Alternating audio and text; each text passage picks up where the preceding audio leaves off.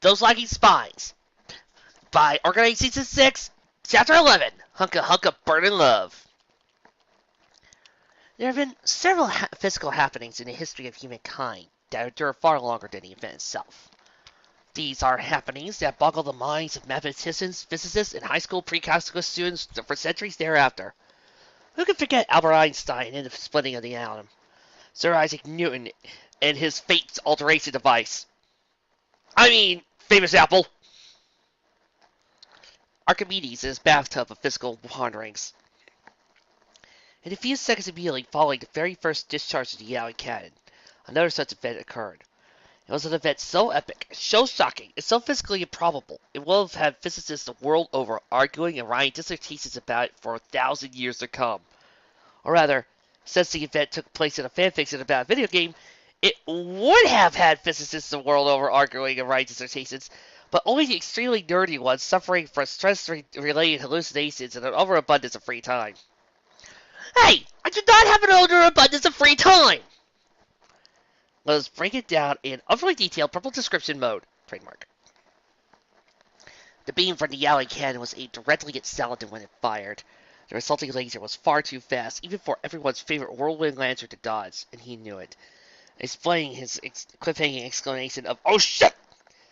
But before Saladin could pronounce the T, before Mansax could finish the final syllable of his maniacal peal of laughter, before Vexen and Lexus could even blink, and most importantly, before the beam hit, Saladin's body was thrown backwards through an invisible linebacker the size of an SUV had rammed into him.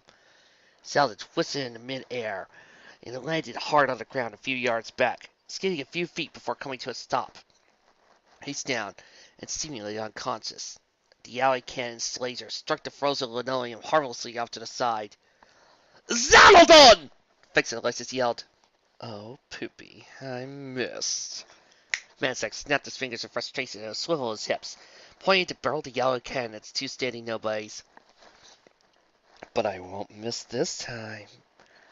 Vexen and Lexus immediately separated, spreading out across the room and glancing back and forth from Saladin's unconscious nobody to the sinister Seme. The Yowie cannon fired a second time, completely missing somewhere in between its two targets. "I will have you, the three of you, one way or the other," Mansax cackled, rubbing his hands together evilly. "Resist us as futile! You will join our Seme Brotherhood." "Brotherhood?" Faces stared scornfully. "Your membership's a little low for that, isn't it?" "Not low at all, Angel Cakes." Mansax struck what he thought was a seductive pose. "My dear baby Roxas is almost through with his special treatment." "Roxas!" Lexus growled. "What are you doing to him?" "Nothing for you to be concerned about, Puffykins." "And besides, it won't be too long until our beautiful Seme army is back to what it used to be." "Your Semes are no more!" Vexen snapped. "Or did you miss the memo? We've got nearly all the you-knows of our comrades locked safely away in a Tupperware." "Oh, do you?" Mansax said through a sharp intake of breath, creating the effect of some foghorn going off. "I don't like the ominous way you said that," Vexen said suddenly, glancing over at Lexus. "Where's the Tupperware?" "It's..." Lexus began, reached back behind him into the interdimensional backpack where he also kept the World Guidebook and his tomahawk when they weren't crucial to the plot. "Right here in the..." He drifted off. "I don't like the ominous way you drifted off," Vexen said, his points pinching towards Panic. "The Tupperware is in there, right?" Horror dawned on Lexus's face. "Oh, hell!" Mansax broke out into a hysterical giggle, pulling the missing Tupperware container out from the safety pink folds of his fabulous coat. "Looking for this?" "You son of a bitch!" Vexen screamed in fury, pointing accusingly at the Seme. "How in the hell did you get that?"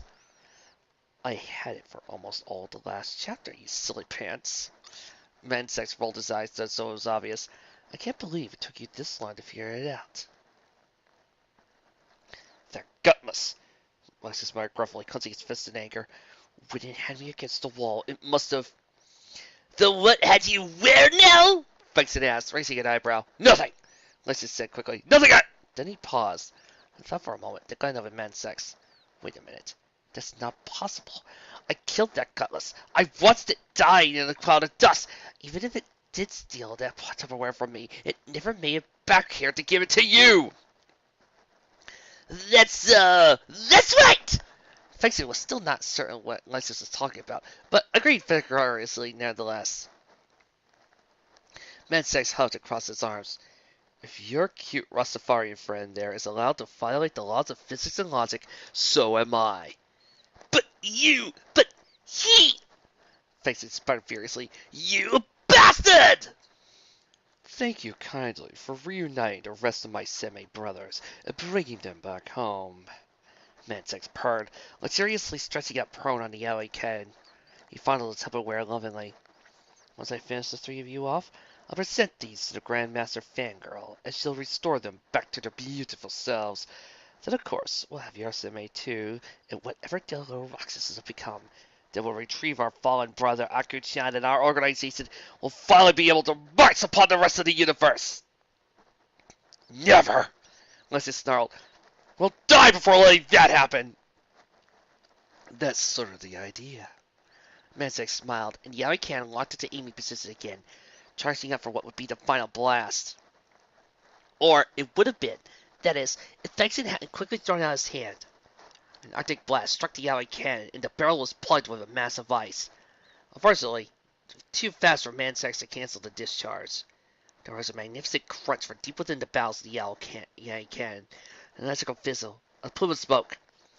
Mansex clutched the outside as it suddenly lurched backwards with the force of a blast. Oh shit! Before he could pronounce the T, before he could even move, before he could blink, the Yaoi cannon exploded a great burst of light, shrapnel, and bits and pieces of Mansex's fabulous pink coat and feather boa. When the dust had settled and the weird blinking eye floaters had faded from their visions, Mansex was nowhere to be seen. Did he just explode into little semi pieces? Fexit asked hopefully, as Celestis volunteered to teleport up and check. I don't think so. Let's just get cleared. Poking around the rubble atop the platform. Tupperware's gone too. I think he got away. More than likely through this Mansex-shaped hole in the reinforced steel doors that leads to the hallway beyond. Yes, more than likely, Fexit agreed, hurrying over to the fallen mass of black that was Zaladin and kneeling. Zaladin, are you alright? Fexit, Lysis warned him as he reappeared down on the first floor. Be careful, he may be. The beam missed him, Fexit insisted quickly. He most certainly is not. Zaladin, wake up! For a moment, the two nobodies stand in anxious silence and wait for their comrade to stir. After a bit, Lysis reached over and nudged him with his foot. Zaladin groaned silently. Oh, good. Lysis sighed with relief. Zaladin, are you alright? Alright. Zaladin mumbled, slowly pushing himself up onto his knees and putting a hand to his forehead. I think so. I look alright, yes. You don't appear to have developed any more beautiful hair than you already had, Fexit replied. Do you feel alright? He paused for a moment to consider this. Hands still raised to faces rub his eyes. Oh, yes, he said, suffering a bit of a bad knock, but it's expected from a dodge like that. That was an amazing dodge, I may say, Lysis commented, reaching down good-naturedly to help his comrade off the ground. It didn't even look physically possible. Yes, I would certainly like to know how you did that, Fexit sighed, crossing his arms. It certainly didn't match any holy mother of darkness! What? Lysis jumped nearly a foot in the air, scanning around over the enemy. Fexit, don't scream on me like that. You made me think, hell on toast, Zaladin! What? Zaladin grumbled in noise, rubbing his head. What's so loud? I've got a headache. Zaladin! Fexit gaped. I saw why it looked like he might bug out. Your face! What? My face? Zaladin paused, reaching out to put a hand on his face in alarm. What do you mean, my face? There's nothing wrong with it. Lysis stammered, unable to tear his eyes away. Good God, it's...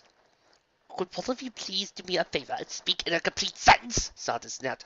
What are you going on about? Fexit clutched at his shield with trembling fingers, holding up for Zaladin to look in the mirror. I think you better see for yourself. Zaladin glared at both of them, staring at his reflection furiously. What in the hell are you two? Ah! There was a moment of awkward silence as Zaladin sputtered in disbelief, tiring his face this way and that, to see if it was a trick of the lighting. Some horrible optical illusion. Oh my god. No! He fairly yelled. My sideburn! Mother of darkness, my sideburn! Indeed, what had once been the length of Saladin's hair of buff, manly, thick, and luxurious sideburns had warped and mutated into a thin, wispy curlicue that kicked out to the side of his face like he erupted with an offensive French salad hairtail. It gleamed and sparkled with what appeared to be a layer of glittering conditioner, and it seemed to be growing rapidly, twisting and curling across his face. What the hell happened? Vexen gaped, leaning to try to get a good look at the mutated mutton chop. That cursed beam must have grazed my face! Saladin sounded extremely upset, pinching and pawing at the unfortunate face of hair. Son of a bitch! It could have been much worse, Saladin. Lysis told him. Calm down. At least you didn't get hit. This did not seem to comfort Saladin, who snapped and Vexen's seal to prop it up against the nearby desk, kneeling to concentrate on fixing his poor sideburn. That's not possible. It missed. Oh, but enough of nothing. They threw me out of the way, and the rest must have taken the ends of the blast! This cannot be happening! This cannot be happening, Saladin repeated miserably, closing his forehead in his hand and feeling a migraine coming on. Lysis appeared over Saladin's shoulder to offer some encouragement, but Vexen stayed back and seemed to be very carefully considering something. Slow down, Saladin, he said suddenly. They threw you out of the way? It's obvious. Adults like that is not physically possible, Vexen! Saladin roared, obviously in no mood to talk. Lysis also looked puzzled all of a sudden. Wait a minute, Saladin. Did you just say... It's just temporary. Saladin kept repeating to himself like a mantra. Has to be temporary. This most certainly isn't possible. Saladin! Vexen's interrupted him sharply. Did you just imply that your epic dodging maneuver was thanks to your sideburns? Saladin glanced at Vexen over his shoulder, raising an eyebrow. Yes. Vexen looked dumps. What? What? Sideburns? What? What? What the sideburns? Lucenti? I need a moment, Vic. I need a moment to take this in.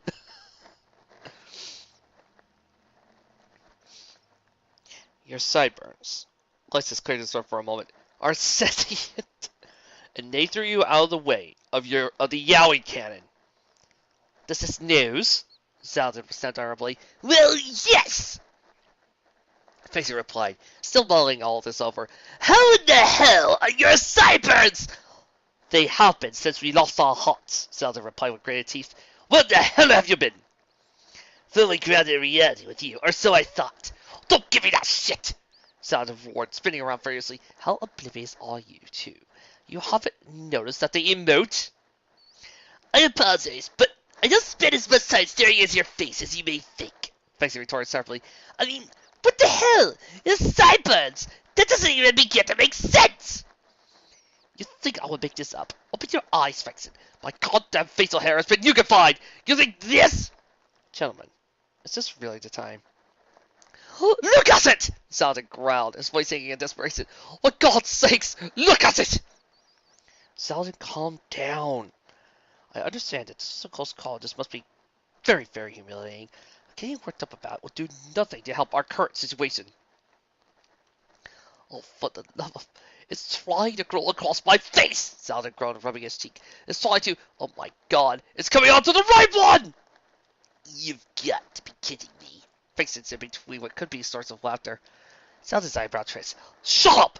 My sideburn is trying to scroll with the other side! This is not in any way funny! That's what you think. He was there interrupted by a sudden flash of light and a whistling sound. No doubt the sound of coarse hair that connected his left sideburn to the rest, pulling out of his head, puffing out in beautiful waves and growing 6 or 7 inches. Saladin cried out, quickly covering the turf with his hand. Now see, that was funny. Vexen burst out laughing, closing his eyes with mirth. I'll kill you, Flexen. Look at it! It won't stop! Sound the screen going was like spreading until they get to a... He quickly stopped suddenly as Flexus grabbed him by the coat and slapped him hard across the face. I can do better than that. Better? That's better. There was a moment of silence. Saladin exhaled. "Aye," he said in a much calmer. "Thank you, Nexus. I needed that. Feel better?" "Slightly." "Yes, okay, I'm calm. Now, Fexen, if you could please stop laughing, and let's figure out some way to put a stop to this before Saladin turns into UK." "Yes!" Fexen fought back a few extra chuckles. Ignoring the murderous glare Saladin tossed him, and pulling out the guidebook. He flipped through the index and pointed to the computer scanner and Saladin's effeminate sideburn, skimming over the information that popped up. "Let's see. It hasn't got much information on this particular, condition." "Let's just forget about the sentience thing," Saladin urged him. "How do I stop this?" "Well, it's like you said," Vexen said to himself, frowning as we read on. "It's been hit by the alley cannon, so it's been unified. Seeing as your friend there doesn't have its own, does it?" "No." Saladin rolled his eyes. "Right. In that case," Vexen glanced at the guidebook, "save it off." "What?" "Save it off. What's the problem? If we cut off the source of the infection, it won't spread to the rest of you." "We're not saving it off." "Why the hell not?" "I do not shave my sideburns. That would be like cutting off my arm." I think this is something of a dear situation, Saladin. Like his advice, they will grow back nearly instantaneously. We are nobodies. You two don't get it, do you? Saladin groaned, burying his face in his hand. "All right, then." Vexen tossed the guidebook back wherever it was when it wasn't important to the plot, and waved his hand to recover his shield. "Then I don't know what to tell you. If you don't want it to cut off, then we better get moving." This is a gutless stronghold, after all. Lysis tried to be optimistic. There's bound to be some kind of cure or antidote hidden away here. They seem to be that stupid of antagonists. Vexen and I agreed. "Not to mention Roxas is here, and from what that freak said, they seem to be preparing to do something terrible to him." "Plus, he's stolen the Tupperware," Lysis reminded him, "unless we want to refight all those damn semis." Saladin sighed and nodded, rubbing his head and feeling around his sideburn with a final, resigned look of disgust. "You're right. We haven't had much time." Weapons in hand, and rapidly deteriorating sideburn on his face, the trio teleported up to the platform, where the smoldering remains of the galley cannon were scattered, and slid through the man-shaped hole in the reinforced steel doors to the chamber beyond. "Saladin," Vexen said quietly as they made up their way to the stairs, "now that I'm aware that you're seeing of your, facial hair, you will let me examine them, won't you?" "Absolutely not," Saladin retorted. "You're so desperate to learn about sentient hair. Go ask Maraluxa." "Maraluxa? When would that mincing, prancing twit know?" Vexen snapped. "When did that vain, idle, hairspray-sniffing—" Suddenly, Vexen stopped running, and suddenly there was a moment of quiet, pondering for that. "And lo, the mysteries fall away. Life stands before me." Explained. Guys, there's some things I'm able to keep a straight face through, and there are some things that are not. A really, really good sad scene, something emotional. However, I am going to be danged if I can keep a straight face through the idea that a couple of cyborgs are sentient and worked hard to save their best friend's life.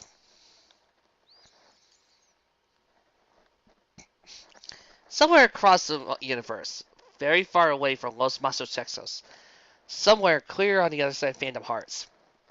In fact, straight out of the giant keyhole and all the way off to a distant corner of the canon universe. It was a beautiful day on the Destiny Islands. The sky was a perfect shade of blue without a trace of clouds.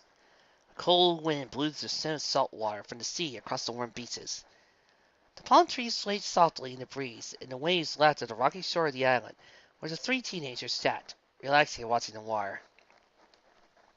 "So, guys," Sora said tearfully, bouncing slightly on the bent-over tree that served as a favorite hangout spot, "what do you want to do today?" "I don't know." Riku sighed, staring up at the sky. "What do you want to do, Kari?" "I don't know." Kari shrugged, tying knots into a piece of long grass she pled. "But we should definitely do more than we did yesterday." "Yeah," Sora agreed. "Wait, What was it we did yesterday? Riku looked thoughtful. Remember, we sat here trying to figure out what to do all day. Oh, right. Sora nodded. Yeah, let's definitely do something. So, what do you want to do? Kairi asked. I don't know. Riku sighed. Sora, you always come up with the good ideas. We could, Sora murmured thoughtfully. Jeez, I don't know. When did we turn so boring? Kairi sighed. I think it comes with being a teenager. Riku shook his head. I mean, seriously. Here we are, 3 kids who live on a tropical island with lots of cool grottos and caves, and a waterfall, and a zipline, and a pirate ship, and a treehouse that any other kid would give his left leg for. We each got our own rowboats and miles of ocean to explore. Sora crossed his arms and frowned. Not to mention, we've all got secret magical powers, and we're friends with Disney characters with access to ships that can take us anywhere in the world to any world in the whole universe, rife and full of things to explore, and all kinds of colorful characters to befriend. You'd think we could think of something to do! Wait a minute! If Sora's awake, then how come Rox is still, over there, and how come RI-13 is still in action? Oh! Do not try to think of the logic in a fic that has sentient sideburns! Sorry. My apologies. Never do that again. I promise. It'll never happen again. Sorry, Trix. Ow! They sat in silence for a moment. We could beat the ever-loving crap out of Waka, he suggested. We did that on Tuesday. Kairi sighed. But would you listen to his voice actor's god-awful impersonation? Riku replied. Beating him up never gets old. Sora slammed his fist into his palm triumphantly. I got it! We can build a raft and plan a journey across the ocean! Riku and Kairi looked at him uneasily. Sora, that never ends well. Riku warned him. Oh, right. Sora frowned. There was another moment of silence. Well, I guess that leaves only the usual. Kairi said in a sing-song voice, leaning forward on a tree. Sora and me getting in a giant friendship-ruining fight over your womanly affections while you egg us on bitterly and eventually turned us both down so we realized that it was really each other that we loved all along? Riku guessed. That never happens, Riku, Sora reminded him. It was just a guess. Riku sighed. No, guys, our other usual. Kairi corrected him. Which is? Sora, Riku asked and race you to the pirate ship! Kairi suddenly leapt up, giggling and spreading across the bridge. You little cheater, Riku shouted and jumped off the tree, close behind her within a few strides of his long legs. Sora laughed and was soon after them. Hey, you're both cheaters! Suddenly, he cried out in surprise and put a hand to his groin. He was in pain and tried to stumble to his knees. Ow, ow, ow, ow!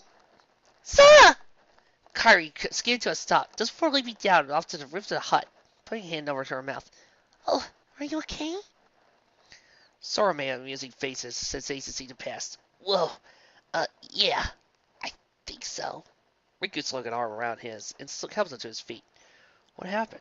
You pulled something? No, well, I didn't know. Sora once again, rubbing his tummy. It was just like I had this really bad cramp. Is it still there? Kairi asked, running over and performing a quick physical checkup. No, Sora shook his head. But man, that was weird. I wonder what it was. And Sora only knew that the sudden, striking pain in his gut, the area of his gut anyway, was that many of the horrifying events that were about to transpire, very shortly might have been avoided. But, as is the usual way of the universe, he didn't. They weren't, and, well, here we are. The long dark corridor that lay beyond the double-barreled doors, back in the darkest tower, was pitch black and impossible to see in. After what seemed like an eternal stretch of flat, the straight hallway became stairs that went up, down, spiraled around, and around themselves for 6 or 7 floors, then around in a level circle up again. There were, total, 3,587 stairs leading up to the next real floor of the building. If nobody's had hearts, they would have been pounding and halfway to cardiac arrest by the time they reached the end. 3-dot distance! Though they finally accustomed to moving around in shadow, our three heroes were aided in their traversal of the massive corridor thanks to the occasional bright flashes of light that exploded from the side of Saladin's head. These flashes were accompanied by a "shut!" or some other appropriate expletive, like some kind of seen and frustrated radar device. Finally, their set of double doors let our heroes into a massive room with a tall ceiling. A wall so wide he looked like a cavern. "This looks like some kind of factory," Lysis mused quietly, taking in their surroundings. Its walls were lined with all sorts of pipes, electrical wires stitching in and out of various contraptions, and a large conveyor belts all across the room. In the high shadows by the ceiling, a sharp eye could pick out what looked like grotesque mannequins hanging from long hooks in perfectly straight lines that stretched across the room. Why am I suddenly thinking Silent Hill? "Like an assembly line. This must be where they meet the Michonne and Gutless," Vexen added, staring around the room to distract himself from Saladin, frantically fingering combing the new sparkling locks that had sprouted from his possessed sideburn and hairdo.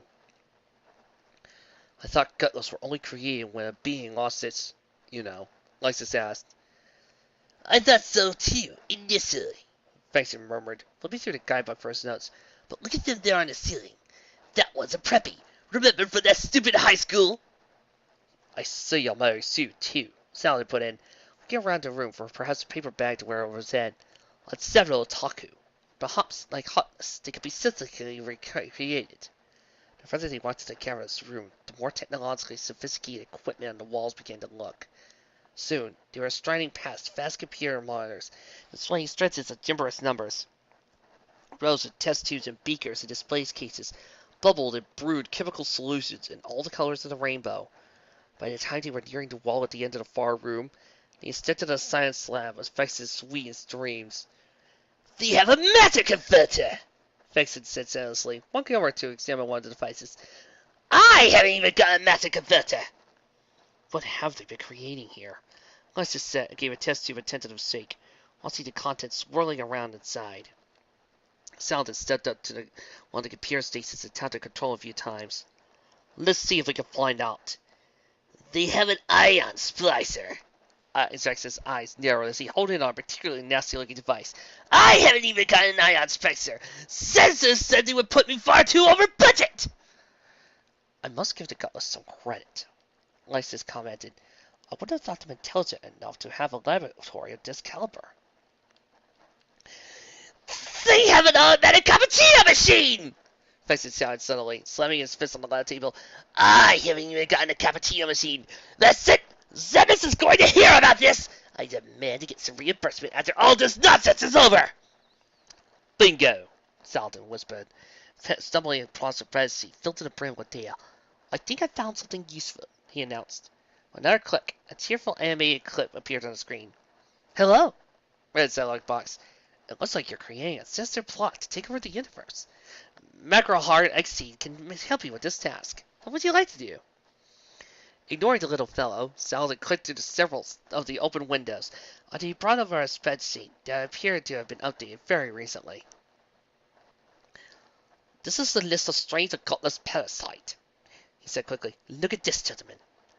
Vexen and Lysis peered over the controller as he scrolled down the list. Parasite worm, 100% complete. Preppy, 100% complete. Mary Sue, 100% complete. Otaku, 100% complete. Moo, 100% complete. Misonnet, 100% complete. Also OC strain, nobody said Yuki, 100% complete. OC strain, said Yuki, 98% complete. Note to self, test Yaoi cannon. Other note to self, call Stella, R.E. Sunday Breads. "Somebody's put a lot of work into these figures," Lysis commented as Saladin continued scanning what seemed to be a byline. "Love and kisses, man sex, XOXOXO. "They have been creating the Gutless synthetically," Saladin said, omnipotently drawing. "See, look at this column. It's got the production numbers." "They also figured out how to infect people with the same Gutless strains they've been creating," Lysis added. "In the next column there are over there numbers for that." "Look at the OOC strain for nobodies," Saladin pointed at another. "It says they've only created 8 of them. That must be the strain of parasite that attacked the castle. Those 8 must be the members of Organization 13 besides ourselves." But there's 10 besides us. Let's just raise an eyebrow. It's not counting Loxine, so you mostly you can fight, remember? Oh, yes, I see. And you're right. It must not be including Roxas either, since his signal read he was still alright. So there's only been 8 of them, Saladin mused. That means all organization members are the only Semeis and Yukis to be created at this point. Fix had been quiet for a long time, one hand grasping his chin and his eyes someplace far away, fixed in deep in thought. He finally cleared his throat and extended a gloved finger to the screen. Does anyone else find it interesting, he said, that there's a separate OOC strain listed for nobodies? Saladin and Lysis looked where he was pointing and nodded. The next strain down doesn't have any numbers by it. It's only 98% complete. Faison parted out loud. It's also not specifically listed for nobodies, nor for any other species. If I knew how to correctly glean theories and observations for numerical data, and I do, I guess that as of now, nobodies are the only ones affected by the gutless strain that creates semes and ukes. That would make perfect sense. Lys's eyes widened a bit. Think back. Of all the people we encountered in Phantom Hearts so far, only nobodies have become semes and ukes when exposed to a parasite. So, that would mean, Saladin squinted at the screen, they're working on a method of transmitting the OOC strain to anyone. Nobody, oh no! The gravity situation took a moment to dawn on our heroes. They briefly imagined a universe where the triangle ruled the gutless. The world populated only by mindless zombie slaves like the Mishonen, obnoxious and shallow stereotypes like the semes, ungodly, annoying weeds like the ukes. Oh, hell! Lyssus said succinctly after a moment. But it's only 98% complete, Saladin said with a smirk. There must be some sort of research, or even samples of the strain around here somewhere. We can find them and destroy them before they have a chance to finish it and use it! Right! Faison pounded his fist to a palm. Quick, Saladin, ask the little paperclip for us to find us files of the OOC strain! What would you like to do? The paperclip happily replied as Saladin brought up the window. Really? A clippy joke? In 2017?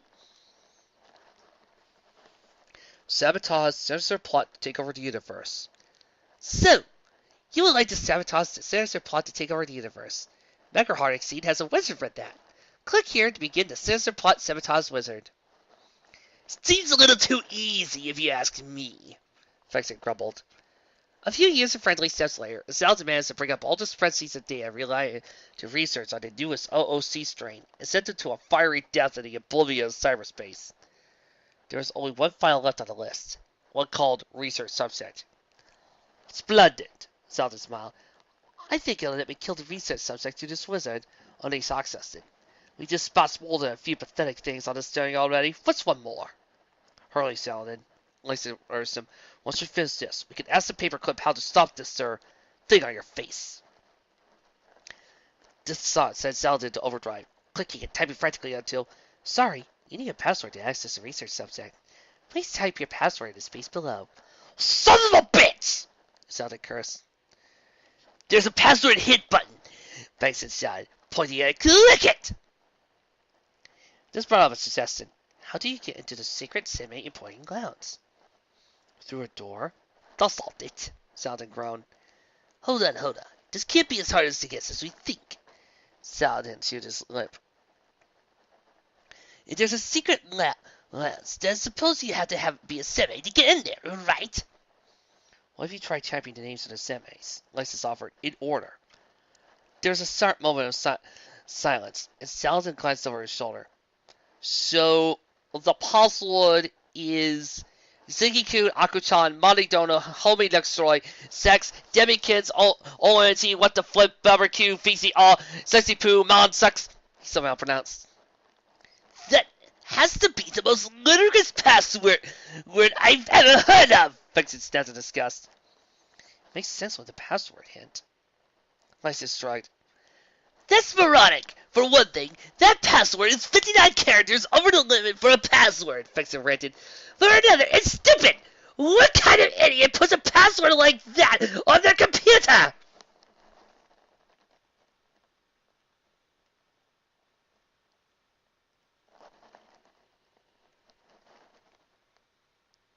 I love Kingdom Hearts. Monsex is a kind of an idiot. Saladin rolled his eyes. Remember who we're talking about, gentlemen. It's the seme of the nobody, of the hotness of the obsessive former apprentice of Anson the Wise, who, if I recall what didn't remember correctly, also had an affinity for exceptionally dumb passwords. Even never used that computer, Isaac murmured. How stupid was it? Elias used it ever so often, and it was stupid, Isis told him. By now, Saladin had finished putting in the stupid password, and with a short breath, hit the enter button. Password accepted. Now connecting with the hidden specimen lab trapdoor. Please wait. Good grief! Faxon groaned, rubbing his forehead like he was getting a severe migraine. Hidden specimen slab trapdoor. Lexi took a step back at it. Yes, this is it! The three of them waited with bated breath as the progress bar slowly filled. Finally cut to a stop. Sorry, we are unable to connect with your angry scientist brand hidden specimen lab trapdoor model 4.5. Paperclip cheerfully apologized. We need to know the make and model of your hidden specimen lab trapdoor in order to make the connection. But you just put the make and model for the love of! Saladin growled and put the command again. Sorry, we are unable to connect with your angry scientist brand hidden specimen lab trapdoor model 4.5. Maybe there's a connection loose somewhere. I bet that's what it is. And you're going to feel like a major jackass, and that's it, aren't you? There's a troubleshooting menu, Faxon pointed. Click the troubleshooting menu. I don't need you boxy typing me for that, Faxon. Saladin snapped. Interrupted as another piece of his hair exploded to a sparkling majesty. Arrgh! I've got an angry scientist back in my lab in the castle. They do this from time to time. If you would just click the... Get your hands back off that keyboard! Something, Faxon! Lysa stepped up and applied himself in palm, hard to the back of the monitor. It flickered, and the screen came up again. The progress bar was loading again. Macro Hard Exceeding is auto-opening your Angry Scientist brand Specimen Lab Slap Orange Fret Model 4.5. Thank you for out-using the wizard. Well, all that. Saladin sighed, combing his braids in a few touches of laceria as he could hear go his hands. Then came the sound of machinery clicking the gear. Suddenly, a section of the empty floor in the center of the room rose up. It separated to halves and slid off the side, as one deluxe model Angry Scientist brand hidden specimen slab trapdoor began to rise out of the floor. Whatever unfortunate research subject it held, captive hidden beneath a shiny, retracting chrome hidden beneath a protection bubble. Here we are, Lexus said, grasping his tomahawk from out of nowhere behind him. Now, when the bubble opens, we kill it and put an end to this nonsense. Our heroes stood in a semicircle around the rising slab, weapons at the ready and prepared just for anything to be concealed beneath the chrome bubble. Finally, the slab clicked into a secure position. The bubble retracted back in. Holy merciful darkness! Faxon stared in horror. Roxas lay strapped into a slab, deep in a comatose dream. Why are you so shaky, Mansex? You look dreadful. Indeed, Mansex had seen better days. Even in his short lifespan as a seme, he was trembling and weak, kneeling there in reverence before the dark shadow in the throne at the far end of the highest room of the darkest tower. His skin and hair were coated with soot, and debris from the Alice cannon's explosion. His body seemed to be glowing with soft light, the same color as the late superweapon's beam. Why don't you say something when your mistress addresses you? Mansex opened his mouth to speak, but could not. Shaking and trembling so hard, all he could do was make vague, stuttering noises. Oh, I see. You were hit by the runoff from the Yali cannon, weren't you? Her voice tilted in amusement, and her fingers crossed her legs, lounging on her throne. Because you were too stupid to take the weapon I gave you and use it efficiently. It backfired on you. And now you're full of Yali energy. Your feeble little semi can't take it, can it? Mansex alerts, raising up a sinking hand as though requesting a moment to speak. Once again, all he got was helpless gibberish, or a very good impersonation of an outboard motor trying to start. You didn't lose the Tupperware, did you? Mansex shook his head. Wait, are we using Jen Taylor for this role? Why not? Nothing, I was just expecting something better from you. Mansex shook his head, breathing heavily. He reached into the tatters of his pink coat and pulled out the unharmed Tupperware. You know, still drifting lazily inside like nothing had happened. Good. Master Fangirl sighed. Well, man sex, seeing as you're the only semi I have left at the moment, I suppose it's all right for me to tell you the nature of your condition. You see, really, the potential for a semi's power is limitless. I simply chose to put a harness on how powerful you and the rest of the Orgy were to keep you from getting out of hand. She shifted a bit in her seat and sat up straight. But seeing as we are in a desperate situation here, nobodies are on their ways to destroy us and all, I suppose it wouldn't be out of the question for me to increase your potential. You wouldn't really like that, man sex? If it allows you to utilize all that lovely new power the Yaoican surged into you. Burst out into mad giggles, nodding in shaking with anticipation. Very well. Grandmaster Fangirl smirked and pulled the laptop of the computer off the side table and into her lap. In return, you'll head downstairs and utterly destroy those nobody nuisances that bring their you-knows to me. Pink light suddenly burst from Mansex's body, engulfing him and twisting around him, transforming him from head to toe. Grandmaster Fangirl smiled. Some quick work with a paperclip and a convenient nearby rubber band allowed our three heroes to release Roxas from metal bonds that strapped him into a slab. Lexus lifted the teenage nobody up by the shoulders and leaned close to examining him. He seems to be all right, he said, just very asleep. The guidebook is going berserk, Faces snarled, moving through his paces and ignoring the flashing computer signals. It's detecting gutless parasites within his body, and massive amounts of them, too. Yet he's not a UK, Saladin puzzled to himself. He's still a nobody. What were they doing to him? They used him for a test subject of their new strain of parasite, Lysis murmured. But they didn't try to take his, why? Facing Lieutenant Nero was moments of deep concentration. Glanced from Roxas to his two companions, then back to the rest of the organization and their semis. The OOC strain only affects nobodies at this point, correct? He said after a moment. As far as we know, correct. So we must think, Fexen frowned across his arms. Roxas is a nobody. All the rest of us are nobodies. What does Roxas have that none of us have? Salazar and Alexis looked at each other, then at Fexen. If you already know what it is, why don't you just tell us? Salazar said irritably. Fexen smirked. He didn't love being the superbly intellectual one. Roxas has a somebody, he explained. That is, a somebody who is still alive. Of course! Alexis pounded his fist to his palm. That makes perfect sense. They're trying to create a strain of parasite that can work on anybody, aren't they? They're using Roxas to create that strain. Salazar continued, biting his lip.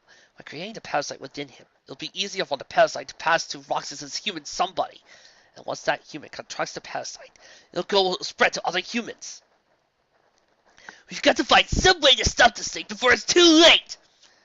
We got to come up with a cure. Oh. I'm afraid that won't be possible, darlings. The trio turned just in time to see a familiar shadow hovering above them. A shadow that glowed with a faint, evil light. Laughter echoed through the cavernous room, and the shadow crossed its arms. What a shame to have come so far and to get here, all for nothing. You did even a remarkable job of gathering the clues to our maniacal plot. How unfortunate, then, that it's time for the three of you to submit! Motsex! Saladin snarled, calling down his lances. You bastard! You'll pay for what you've done to me and our organization! I was meaning to comment on your new do, hair cakes. Mansex giggled insanely as he floated down into the light. His bright pink coat had been repaired, now dyed with sparkling rhinestones and a wild zebra pattern, and even more feather boa. It's almost halfway there now, isn't it? Soon you'll become a UK, and your Seme will stand and fight alongside me. You'll be hopelessly helpless to resist. We're going to kill you, Lysis announced, scooping Roxas off the slab and slinging him over his shoulder for safekeeping. Drew his tomahawk and back towards his allies. You really think your half-baked plot for universal domination is going to work? Do you really think you can turn everyone into freaks like you? I'm afraid you're mistaken, my attractive muscular friend. You've merely misinterpreted our plot. Do you really think that this is just a plot to take over Organized Season 13? How pathetic! He tossed his head, fluffing his hair this way and that luxuriously. You stupid fools! Our goal is to take over the entire universe! Everybody, Nobodies, humans and all, will become the victims of our parasite. Yes, we knew that. Fexer replied icily. The drawing is sealed. You did. Man says keep. Yes. How long were you standing there? Fexer put his hands on his hips. We spent the past 8 pages figuring out your evil plot. Unless there's some horrible secret part of it that you managed to miss, I assume we got you figured. The horrible secret part? Insects erupted suddenly, throwing his hands up to the air. Yes! The horrible secret part of our plan. So evil, so sinister, so horrible and secret. There's no way you could have figured it out. And thus what is it? Salton gritted his teeth. The pathetic teenage nobody you hold so delicately over your shoulder. He is no ordinary nobody. Oh no. As we speak, his body is infested with the gutless parasite. Soon, the parasite will mature. It'll pass over into the canon universe and infect his somebody, Sora! Then, as the Keybearer makes his journeys to save the worlds, he will pass the infection to every person in every world in the universe. Soon, we Gutless will rule over all. And all because of the ticking time bomb you hold slung over your shoulder. Yeah, we figured that part too. You did? Mantis looked horrified. But how? Again, we've been figuring most of that out for the past 8 pages, Donald reminded him. Well, Mantis glared, raising into his rose and pulling out his copy of Studying for the Final Boss for Fun and Profit, and flipped it over to chapter 24. Sinister Exposition, revealing your evil plot at a climactic moment. He scanned it over, and then stuffed it back into his pocket for frustration. Hey, Conquest, you got a copy of that, don't you? Yeah, I kinda do. Well then, he yelled. How unfortunate for you. You come all this way and labored so long and hard, and gathered all those you-knows, only to lose them at the last minute. And now, after all that work, you're all here to fail at the end, and lose your nose to Gutless. How sad. And thus, who's going to take our you-knows? Fexer sneered. You? That's right. And now, for the part you don't know about. On that is. Salton gestured for him to please elaborate. Mensex grinned, closed his eyes and crossed his hands over his chest. Pink light engulfed his body, and his silhouette began to glow. His coat grew longer, pinker, sparklier. His hair puffed up, curled, and twisted in on itself, stretching out the length of his arms. Then there was an angry, ripping noise. Tremendous, sparkling wings with frilly feathers of all different colors grew from his back. The scent of Apple Blossom's body lotion swiped through the air. Get a load of me now, boys! Mansex shrieked in a high giggle. They faded away, and the figure before them could be none other than Mansex's second form. Mansex squared, Mansex redux, Mansex 2, Electric Boogaloo. But his absolutely glamorous hair and outfit upgrades were not the most horrifying new features about him. No, that would probably be the miniature Yowie cannon strapped to the underside of his arms, and a rather unfortunate wardrobe decision to the top of his rhinestone codpiece. Lexus turned out to the side and abruptly threw up. Yes! Then since his voice changed too, making it sound like something between a cross between Darth Vader and Red Taylor. Cowa! Cowa!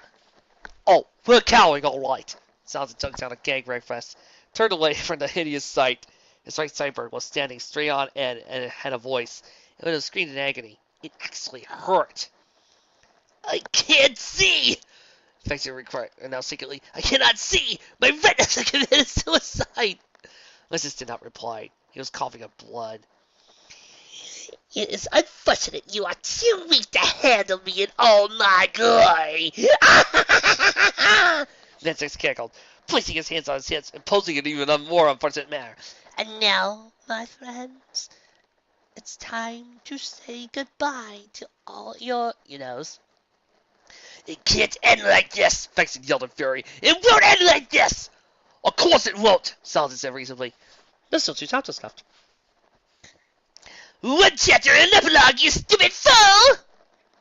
Mansex corrected him, and with that, he fired up his cannon. And my, how I regret reading that.